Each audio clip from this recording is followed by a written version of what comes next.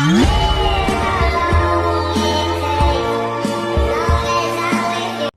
tadi definisi dari rakyat untuk rakyat. Halo semuanya, nama saya Muhammad Mustafid Amna. Saya mahasiswa aktif di jurusan Perbandingan Manajemen Hukum, Fakultas Syariah dan Hukum. NIM saya 12330400023. Hari ini saya akan mengerjakan tugas ulangan tengah semester atau UTS di mata kuliah Hukum Lingkungan.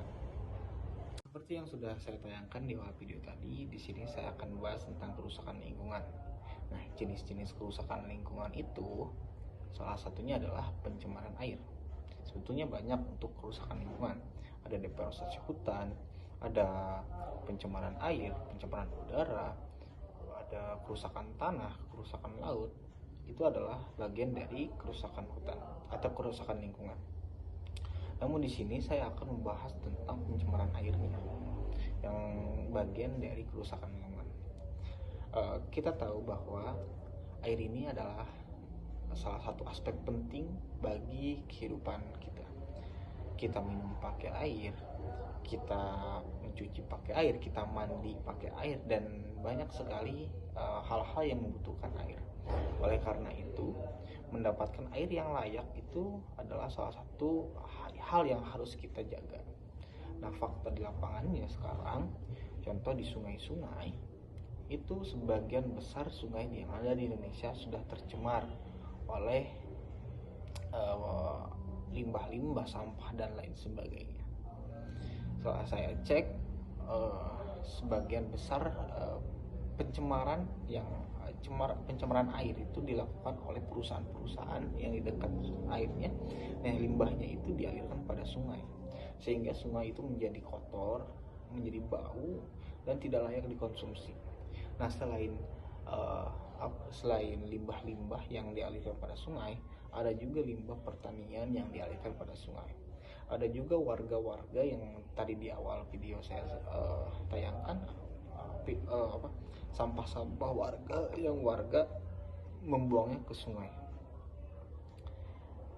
dan akibatnya dari itu air menjadi tidak layak untuk dikonsumsi. Selain dari itu, banjir pun akan terjadi jika sampah-sampah yang masyarakat buang pada sungai itu terus terjadi gitu. Terus dibuang sampah ke sungai, yang mengakibatkan banjir akan terjadi karena penyumbutan sampah-sampah, sehingga air meluap lalu terjadilah banjir. Itu bisa.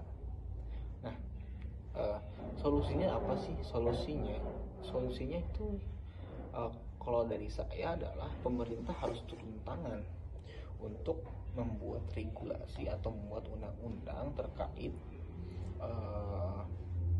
pencemaran air gitu. Dari limbah industri yang notabene dari perusahaan. Nah, pemerintah harus turun tangan, pemerintah harus membuat regulasi tentang bahwa perusahaan harus mempunyai lahan limbah sendiri, lahan pengolahan limbah sendiri, untuk tidak membuang